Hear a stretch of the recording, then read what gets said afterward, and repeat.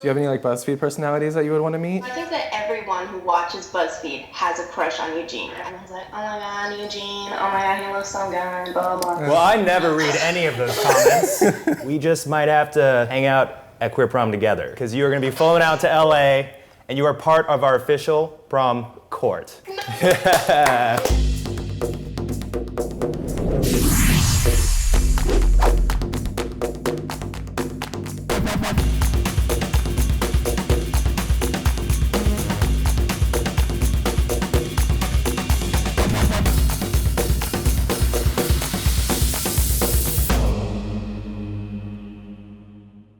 Queer Prom intro interviews, scene 5, take 1. It's good. Growing up in Philly was difficult, I would say. My entire junior and senior year were not like hell. I wouldn't say they're hell, but they were exhausting. There was a lot of interrogation. There was a lot of like wrong name on the roll call, and then when I was like, oh, that's not my name, they were like, what does that mean? A lot of side comments, very dismissive. Tell me all the slurs. I know every single one. I know them all. And I know all the tones that you could say it in to make a teacher think that you weren't being hateful. You're just making a joke. High school is hard for everyone, I'd say, but when you're trans, people expect you to have endless patience and endless kindness for their bullshit. They want you to explain everything very calmly. And when they get it wrong, they want you to comfort them. So, this is where I live now. I moved to Santa Cruz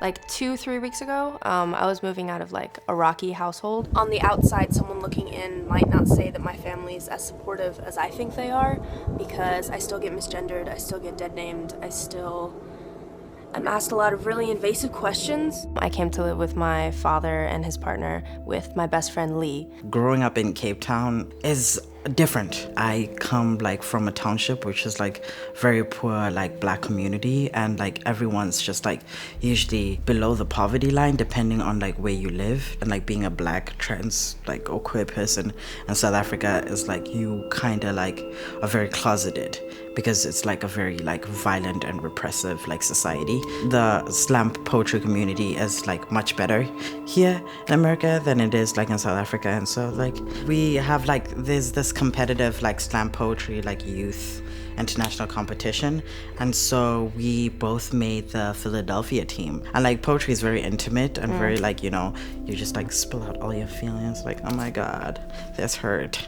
and so you kind of have to be like there for each other, and then that's like we basically then became friends like that. California is easier than Philly to be trans in, at least for me, because there's a lot more options for trans healthcare, and there are a lot more trans people in general just walking around with like piercings and shit, and I'm just like, you and I on the same page. I've never gone to prom. Everyone else has gone to prom. I don't have money to get a suit. Are we kidding? A rental, maybe, but my mom and I wouldn't say that we're poor, but we're very low income, and she didn't want to spend money on something that's frivolous, you know, and prom was considered something that was frivolous. It was extra. But it wouldn't have happened anyway because cost, and then, shit went down at my house and I had to leave very quickly. But even then, I don't think that my prom was a completely safe space. Chris, you better pack your freaking swimsuit, because you are coming to BuzzFeed's Queer Prom. Yeah!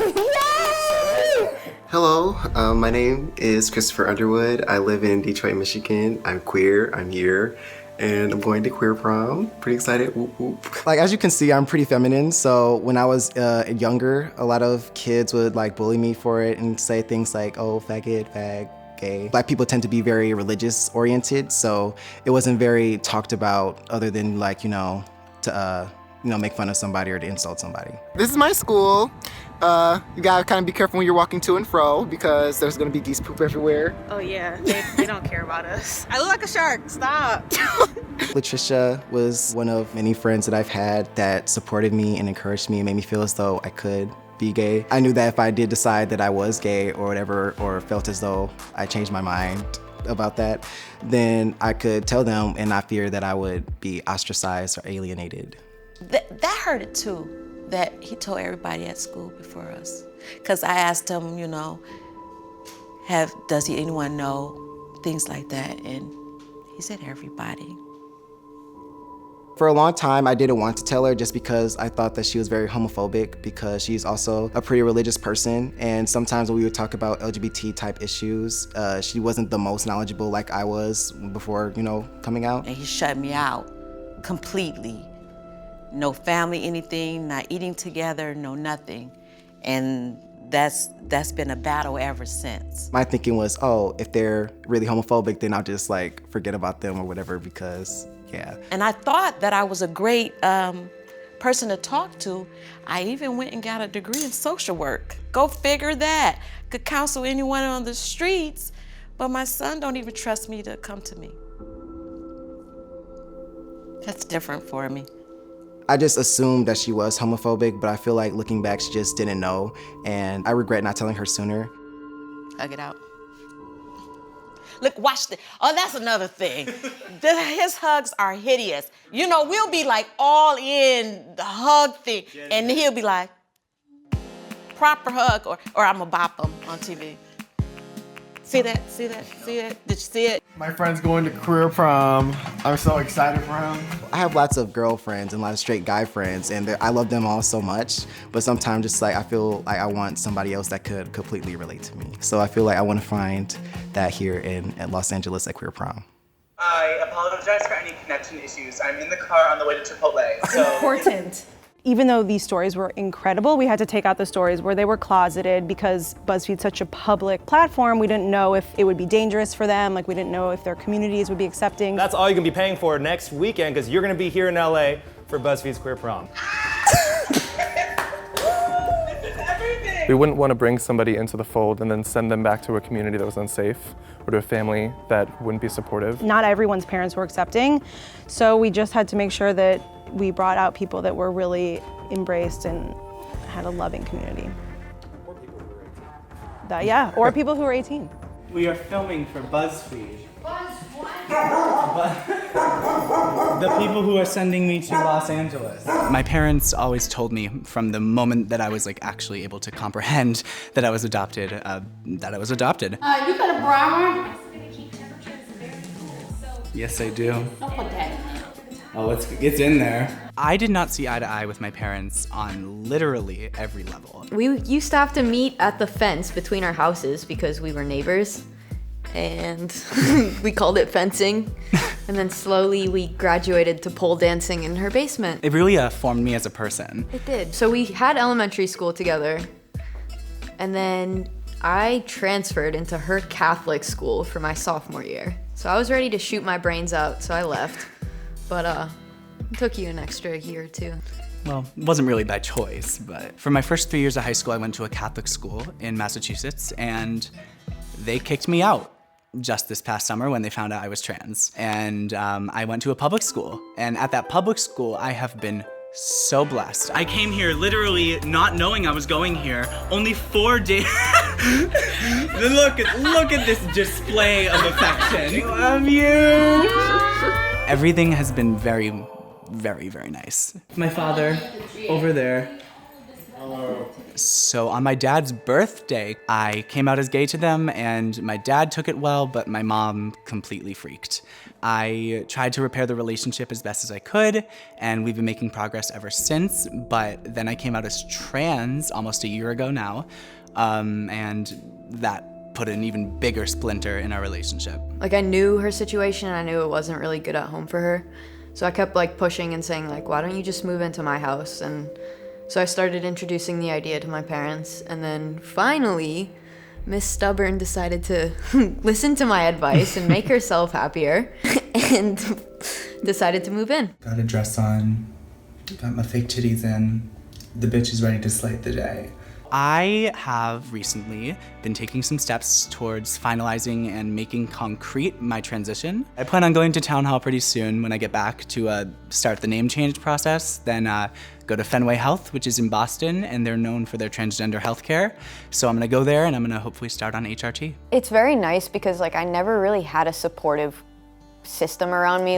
In middle school or whatever, I didn't really have friends let alone friends that would accept me. I've never been able to be like fully open with anyone other than Quinn. I've always been so focused on, like I said, everyone else, or maybe school and academics and all of these things that I was getting caught up in. And finally, it feels like all of the struggle with gender, sexuality, other aspects of my life has been leading up to this. Feels full circle. I have some bad news. Okay. I can only invite Sage to prom. Okay. Because Sage, you have to invite Caitlin yourself. Okay. They're hugging. Caitlin and I are both super involved in theater. This is the backstage. Caitlin wasn't really like out yet, so we like were on the low, like talking for a little bit. And then when we decided like it was time, and Caitlin like dyed her hair red. That didn't really have anything to do with it, but Shaved the back of my head. Yeah, Caitlin got an undercut just to go all out. We went to a photo booth in the mall and took a picture where we were kissing. We were like, this is it, we're so gay. We posted it on Twitter. We too, posted the 'cause we picture were of us like, kissing on Twitter. This is and we were gonna like, be everybody's like epitome moment. Everybody's gonna They're see us. We're gonna be like the talk of the school. And yeah, nobody talked about us. We just thought it was a lot cooler, I guess. But this is probably like one of my favorite views of the city. All down here you can see one of the main roads into Beloit, and then that's the Rock River, and that's the school that Caitlin and I go to. So like, I grew up in like a really conservative family, and I didn't really have any outlet to any type of gay community or anything. I remember just sobbing. I was just like sobbing in my room, and my mom was like, well, what do you want to talk about? And I was like, I think I'm gay. And my mom was like, what? Then when I talked to her about the BuzzFeed thing, I was like really nervous because we haven't really talked about that, you know? She's mowing the lawn. I made her stop the lawnmower. I was like, Mom, stop mowing. I have great news. And I like come over and I'm so excited. School just finished. I'm like, and I got accepted. So like I'm going, you know, to like LA and stuff. And she was like, I was like, isn't that so exciting? And she was like, well, honestly, it makes me want to throw up. And I was like, I make you want to throw up? And she was like, well, not you. Like homosexuality makes me want to throw up. And I was like, but Mom, I'm a homosexual. So like, homosexuality, that's me, I make you want to like throw up then, you know?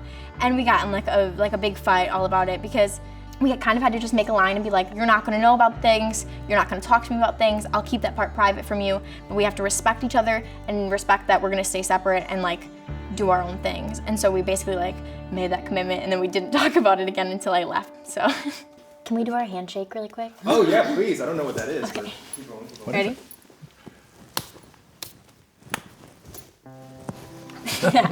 Yeah, my dad is here. He's pretty chill. I talked to him about it and like I was like, can you come with me? Like, would you be down for this? And at first he thought it was a scam. I said, girl, I don't know if I can get off of work and change my schedule in 6-7 days, you know? I said, you've got to do it. Yeah. This is the chance. This is really important, you gotta do it. And when things are important to her, we just make it important. Me and my dad don't talk about it a ton. I mean, we've talked about it like more than ever here, being around other kids. He's like asked me more questions about like pronouns and things. Do I totally understand now? No. But am I learning? Yes. No matter where in life she goes or what choices she makes, I want her to know I'm there, no matter what. Oh, well, I'm excited because there's gonna be all gay people, and we were like one of the only like couples like that, you know, at our school. And I'm excited to wear like exactly what I want and to be feeling really confident like next to Caitlin and knowing that she's feeling good. Well, also at our school proms, it's just a grind pit. That's it. There's no other dancing happening. You're either grinding or you're sitting at the tables. And so we sit at the tables a lot. Yeah, so I'm hoping that there'll be different types of dancing. You are Rowan, right? I am. Well, you are definitely on the VIP guest list. Congratulations, you are coming to Los Angeles. And you will be at our queer prom. What a time. Relatable teenagers. My high school looks like a mall. It really does fight me.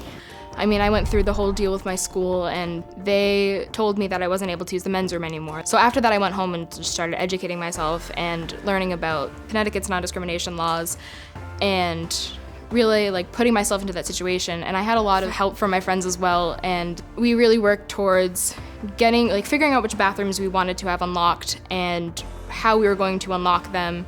Getting the bathrooms in the school was the hard part. Learning to accept that people are going to use them for other things was a lot. I don't know.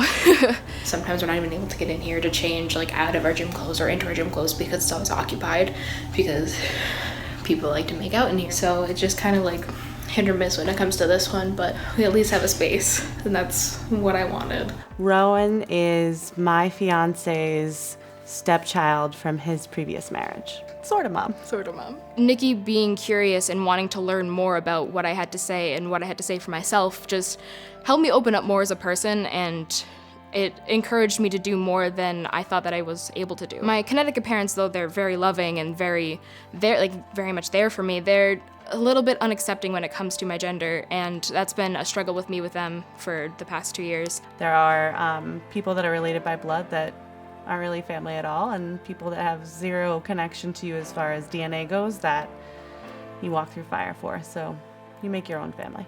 Or you fly to LA for. Or you fly to LA for your own family last minute when your sort of kid tells you about it 3 seconds before it happens. Okay, Eugene told you about it. It wasn't me. Yeah. Sorry. At the senior meeting, they tried to tell us that for your diploma, it had to say what it said, in school records. So, bless up, I just changed my name in the school so I don't have to have the dead name on the diploma.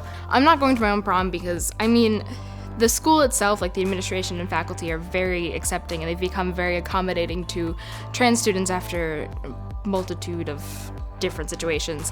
But the students of my senior class don't exactly accept me for who I am. A majority of them just aren't nice to me, and it's just not a safe situation for myself to be in. So I'm gonna keep myself out of that situation this year, and queer prom's better.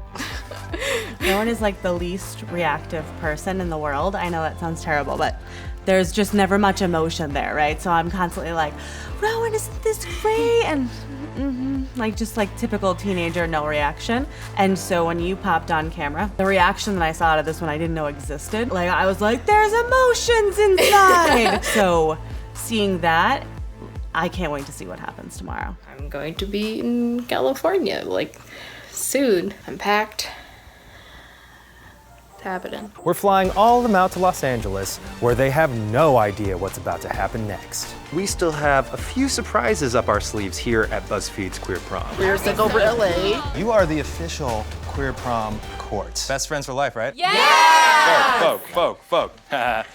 AFSOUN Vogue. Do it. We have fun.